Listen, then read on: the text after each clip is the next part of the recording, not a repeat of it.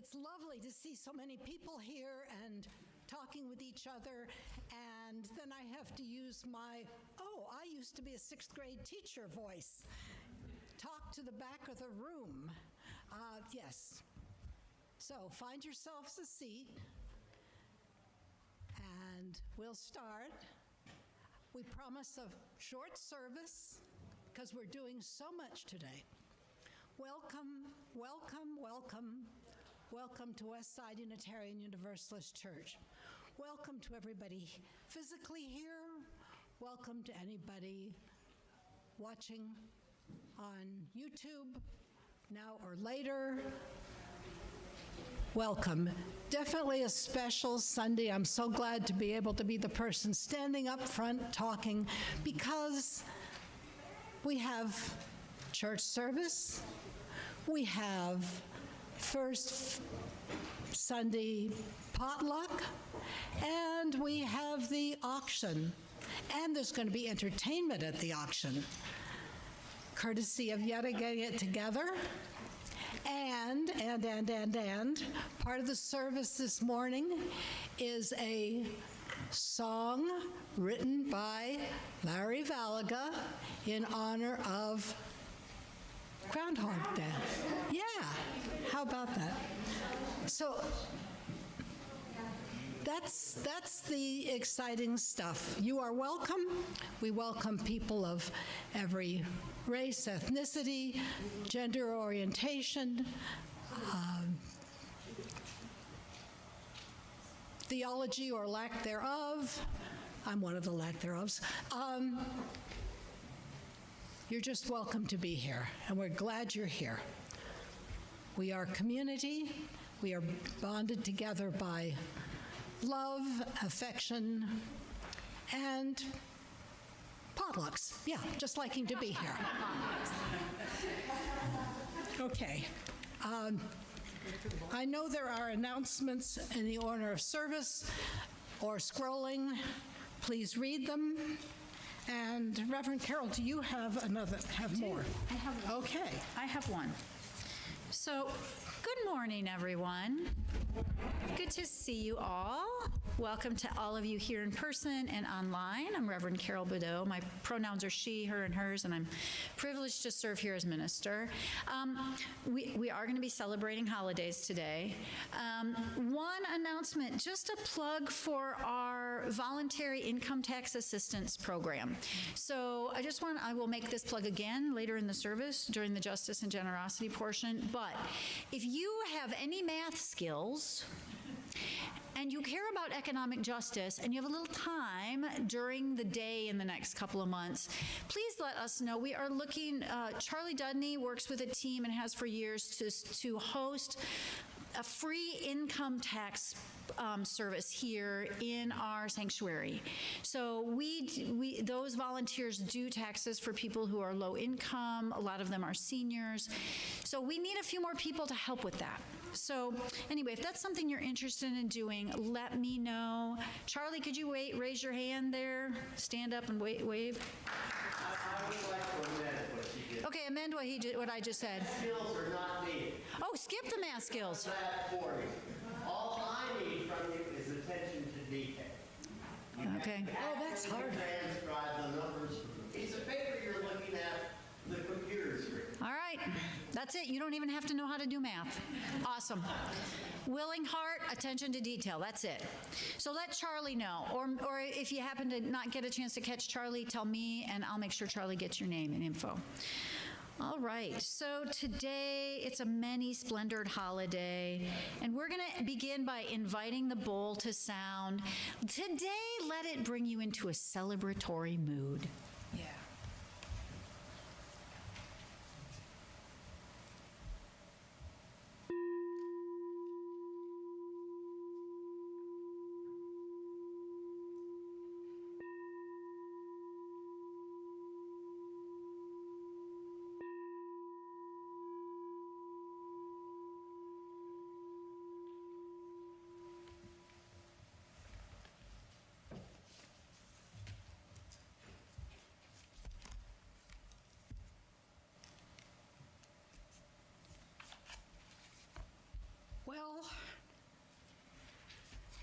get to read Robert Frost. That's part of the reason I do these. And you know what? He actually wrote a poem about groundhogs. He called them woodchucks, but it's the same thing. Well, it is the same thing, yeah. And there are other names for them too, but anyway. Whistle pig. What? Whistle pig. A whistle pig. Yeah. Yeah, I'm suburban urban. I don't know this stuff, but okay. It's called a drumlin woodchuck. One thing has a shelving bank, another a rotting plank, to give it cozier skies and make up for its lack of size. My own strategic retreat is where two rocks almost meet, and still more secure and snug, a two-door burrow I dug.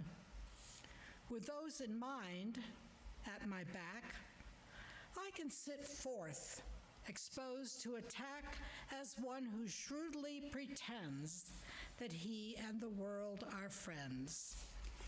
That's the first couple of stanzas. And, if the groundhog does what one, especially if you were Robert Frost, lived way up north, hoped it would do,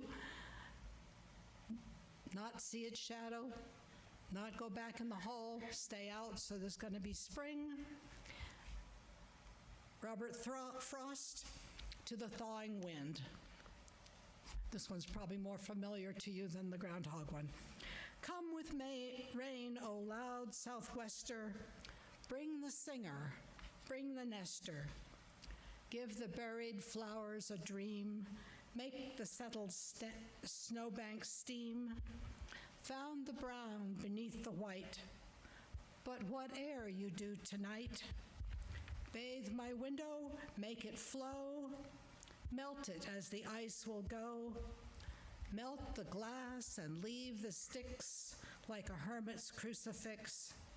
Burst into my narrow stall, swing the picture on the wall, run the rattling pages o'er, scatter poems on the floor, turn the poet out of door. There we are, spring. We are going to light our community candles this morning. One, our celebration candle, is just for the celebration that it's sunny, it's warmer. The sun rose today, and the spring will come, and the earth continues to be beautiful. And our candle of concern for all those who are suffering in our world, whether through disease, war, oppression, economic hardship, any kind of emotional or mental struggles, all the struggles that come with being a human on this planet, and also our particular configuration of humanity right now, which is kind of challenging. So I'll light both our candles, understanding that like light and dark, joy and sorrow come through all seasons of our lives.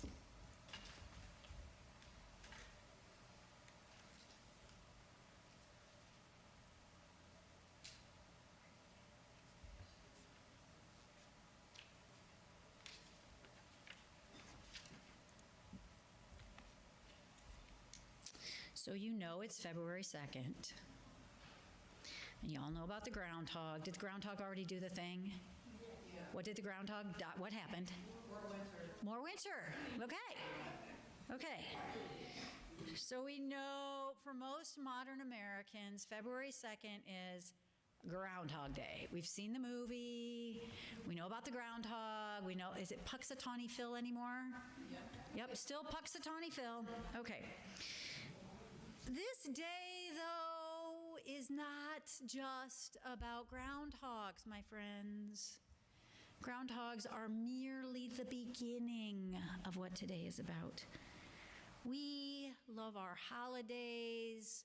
We are a culture that makes many, many, many, many things. We are a machine for making many, many things. And one of those things that we love to make is holidays. So if you Google holidays of February 2nd, you will find a very long list. Okay? In our modern world, we have created so many holidays holidays for the year that it is pretty much impossible to keep track of all of them. The title of our service tells us that we should pay attention today to many other things. So I'm going to read a list of some of the modern holidays assigned to this day, February 2nd. I'm just going to kind of go quickly through the list, and then we're going to talk about how February 2nd got to be a holiday in the first place, like the actual history of it, before all the hoopla of modern stuff. I would like to make sure you take note of this. Usually during my sermons, I do not pay attention if you fall asleep. I do not worry if you heard a word I said, because I know that the 20 minutes when I'm talking may be serving some other very important purpose in your life. That could be true today. However, there's actually going to be a quiz today during potluck. Not all of it comes from what I'm saying, but some of it comes from what I'm saying. So just warning, there is an actual quiz during the auction potluck. Okay, so of course you can celebrate the groundhog seeking his shadow today, but other little creatures not to be forgotten today. The marmot, the amazing marmot, and also the humble hedgehog. It is their day too. Other animals worth noting today are the noble sled dog. It is National Sled Dog Day. And it is also, interestingly enough, generic brown dog day. Pick your species, doesn't matter. If you have, this is your dog's day if they're brown. Okay, continuing with nature-based holidays. These are a little bit more serious. February 2nd is also World Wetlands Day, and it is National River Day. Okay? On a more historical note, today you might want to celebrate the Treaty of Guadalupe Hidalgo. Anybody know what the Treaty of Guadalupe Hidalgo was for? Then you should celebrate it today by learning about it. The Treaty of Guadalupe Hidalgo ended the war between the U.S. and Mexico over the state of Texas. Perhaps less well-known, historically important day today, this is a good one, History of a Sneeze. A sneeze, a very specific sneeze associated with Fred Ott. If you want to get that right on the quiz, get out your phone and start Googling. Okay? A very particular sneeze. So, broadening the set of topics, there are a number of areas that are important in health and self-awareness and self-improvement, personal growth, that are honored on February 2nd. These include Self-Renewal Day, Rheumatoid Arthritis Awareness Day. Now here's an interesting one. We think about the groundhog seeking his shadow. Someone cleverly made this Groundhog Job Shadowing Day. Okay? And my personal favorite in this category is Dump Your Significant Jerk Day. Okay? I don't think we want to hear those stories, like during potluck. Okay. There are also some very specific individuals or groups of people who are remembered in celebrations today. First, there is the author and philosopher Elisa Zinoviencia Rosenbaum. Anybody know who Elisa Zinoviencia Rosenbaum is? Ayn Rand. Ayn Rand, author of The Fountainhead and Atlas Shrugged. It's Ayn Rand Day, okay? It is also a good day to celebrate Scouts, which have officially changed their name to Scouting International. So this is a day to learn the Scout Pledge. It is also the day to honor baseball catchers. Does this not seem completely random to y'all? It's weird. Okay. Standing alone in the category of music and musical instruments, today we praise the humble ukulele. And we have one for sale. And there is one for sale, a humble ukulele. The price just went up because it's its holiday. Finally, not to be forgotten on the day of potluck. There are a series of beloved foods that are meant to be honored on February 2nd. Tater tots. It is Tater Tot Day. It is Yorkshire Pudding Day, which I made a little note. I am not sure I know exactly what's in Yorkshire pudding. I don't know. What is it? Flour, milk, and eggs. Flour, milk, and eggs. And drippings from the steak, from the roast. And drippings from the roast. Did you bring Yorkshire pudding by any chance, Mike, today? I got bread pudding. Bread pudding, close enough. We're good with that. Okay. All right. So other foods of the day, the kiwi fruit, the crepe, which sounds like it's the same ingredients as a Yorkshire pudding. Yeah. And heavenly hash, what is heavenly hash? It's an ice cream. Ice cream. I mean, I heard heavenly hash and I was picturing hash browns. But, okay, ice cream. Okay. All right. So that's all that. Now, but why is February 2nd a holiday?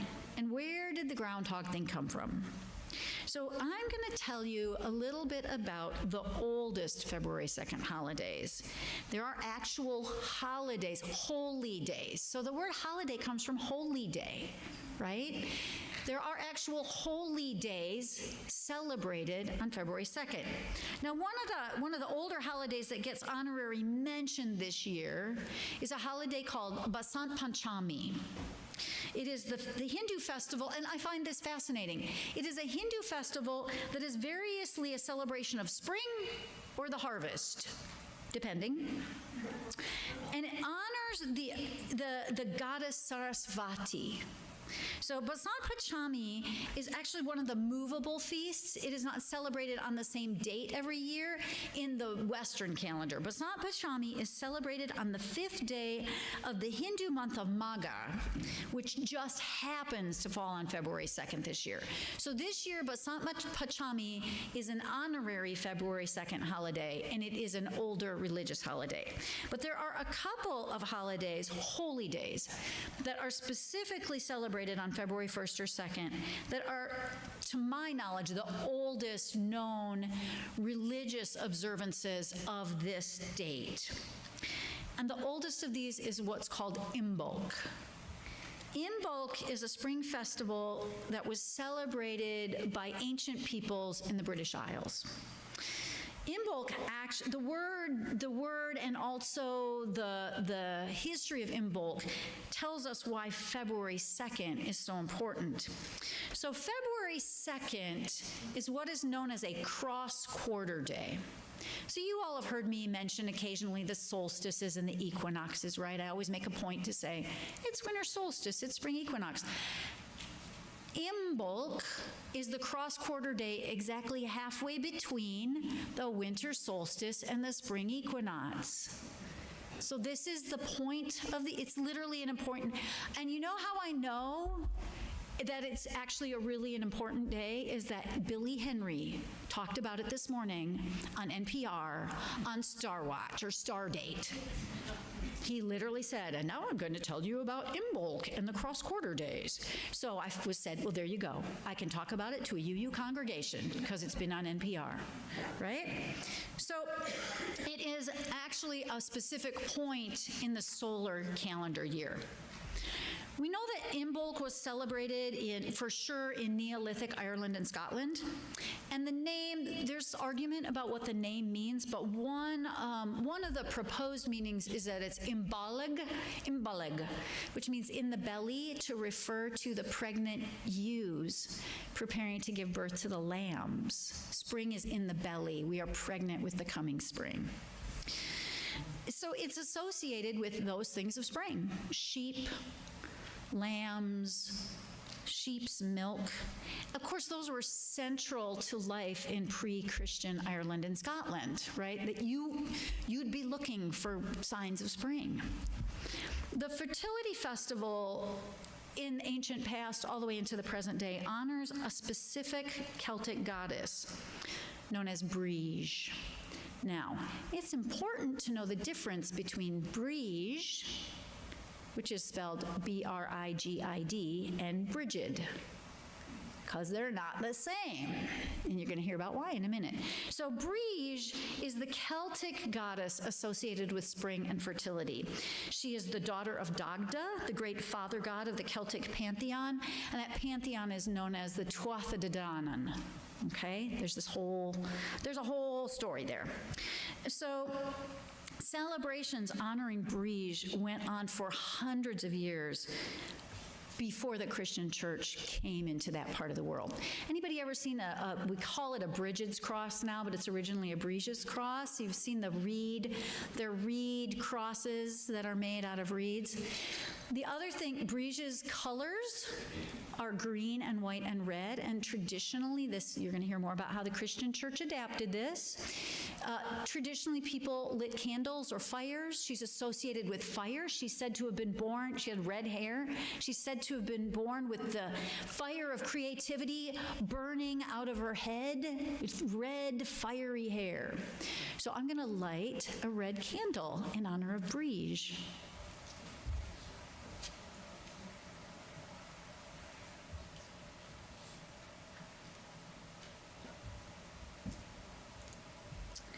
In the way of holidays, though, we love to take them and use them for new things. For example, this party. So the Christian church decided to adapt the older pagan Celtic festivals honoring Brigid to create a more suitable Christian festival, this one attributed to the fortuitously named St. Brigid, spelled the same, pronounced differently. The church says that Saint Brigid was born in 453 BCE, and she is considered the patron saint of Irish nuns. A nicely adapted version of Brigid to Brigid. Of course, St. Brigid retains some of the associations of her more ancient precursor. She's associated with milk and cows and sheep, and still with the element of fire. But the Catholic Feast of St. Brigid is celebrated on February 1st, not February 2nd. And I have to say that I kind of think this is an attempt to say, she's not the same. We do not celebrate that other one anymore, but you could have a party that weekend anyway. Okay? Now, many modern people still celebrate Imbolc, the Feast of St. Brigid, the Feast of Brigid. We celebrate both, actually. Brigid is celebrated by many earth-centered people. Earth Church had an Imbolc celebration last week, and all over the world, particularly still in the British Isles, there are lots of celebrations of Imbolc.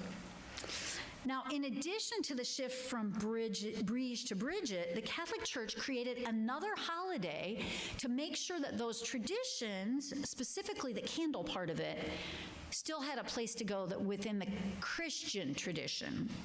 And so on February 2nd, they created the holiday of Candlemas.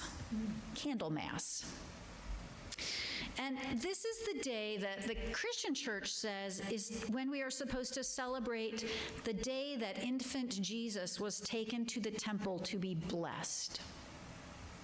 So, in remembrance of that, people are supposed to bring candles to the church to be blessed by the priest. Now, ironically, this tradition, the blessing of candles, also significantly predates the Christian church's use of it. I love these traditions in the Christian church, and I think syncretism, which is the merging of religions, is a brilliant cultural strategy. But I find it kind of funny. Ironically, the tradition of blessing candles, which was done to honor Brigid, was also done in other parts of the world, particularly in Greece, in pagan times, where it was part of the purification holiday of spring. So what happened was people would say, it's spring, let's bless our candles, the light is returning. It was another early spring celebration. So you can see how we're moving. Now, interestingly enough, one of the traditions in those older pagan traditions was to watch little animals on the cross-quarter day and see what happened. Let's see, is it sunny? If it's sunny and bright, then we're going to expect spring to continue. If it's gray and cold and they don't want to come out. But it wasn't groundhogs. It was badgers. The original groundhog was a badger. And then you can do your homework and study all the associations of the badger in the traditions and what the badger means in Celtic mythology. There's all kinds of stuff, okay? So these are all adaptations. Now, the last really interesting holiday that is celebrated today, that is another adaptation of this series of historical events, is the celebration of Candelaria or Candelaria in the Spanish-speaking world. Catholics in both Spain and most of Latin America celebrate Candelaria, some of these cultures, for many days in a row, okay? Which is just an extended party to celebrate Candlemas, right? So there are parades and there are all kinds of dances and all kinds that look remarkably like the much older traditions from the pre-Christian era. So the truth of the matter is, February 2nd is not just for groundhogs anymore, and it actually wasn't for groundhogs in the beginning. It was for other stuff. But we love groundhogs. As Unitarian Universalists, we validate the inherent worth and dignity of every holiday, and every creature, and every tradition, right? Can I get an amen? Thank you. Okay.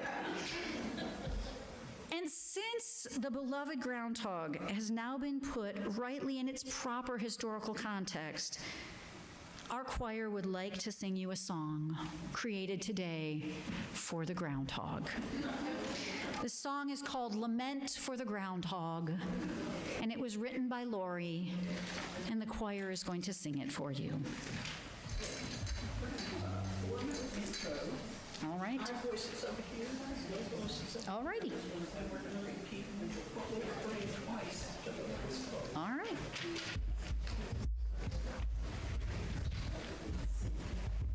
Eyes over there. Okay. Eyes over there. Nose over here. Why don't we step up so that we're behind the microphone?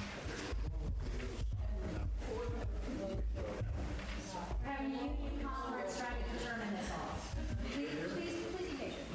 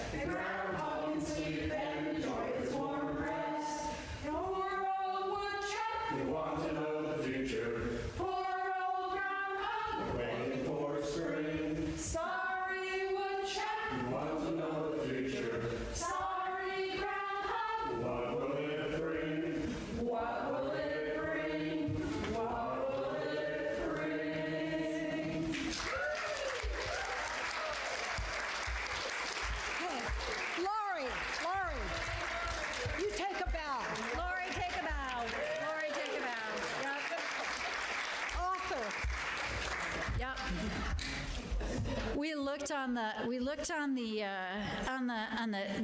god of internet in search of a groundhog song, and all we found was one that was like it's an old country song about going out and hunting them and eating them, and we were like, no, not that one. So thanks to Lori for coming up with something that was potluck appropriate, because that is not on the potluck menu today. So just a note on how we support all this cool stuff we do, right? Today's auction is an opportunity to support this congregation. The auction is one of the ways we come together to both have fun and also create financial resources to allow us to do the things we do in the community, to allow us to work with our partners in the community, to allow us to continue to provide the services and the programs we do. So if you're able to stay for the auction, we would love to have you do that. Those of you who are with us online should have had the opportunity. When are we stopping the online auction? Has it stopped? So the online auction has stopped. But in the future, if you happen to not physically be here for an auction, there is a way to actually bid on things in advance. You can also, if you'd like to make a contribution to Westside, use the QR code on your screen, on the boxes at the back of the room, or you can drop a donation in the box at the back of the room. Our current Justice and Generosity partner is the Bottom, which is an organization that supports the African American community in Knoxville. We will have a speaker here from the Bottom on February 23rd to talk to us about what's happening at that organization and what kinds of needs they have from the community at this time. And again, just a reminder that if you're interested and you need no math skills and would like to help with VITA, Charlie, you can talk to Charlie about that. Okay, so rather than having our big benediction, well, touching or not touching benediction, today what we're going to do is we're all going to just say Happy Groundhog's Day, and that will be our benediction as we go into our potluck. Yeah, what do we got? Ann needs to come. We're going to say Happy Groundhog's Day, and then Ann's going to tell us what's happening. Okay? Ready? 1, 2, 3. Happy Groundhog's Day. So for those of you, just a FYI,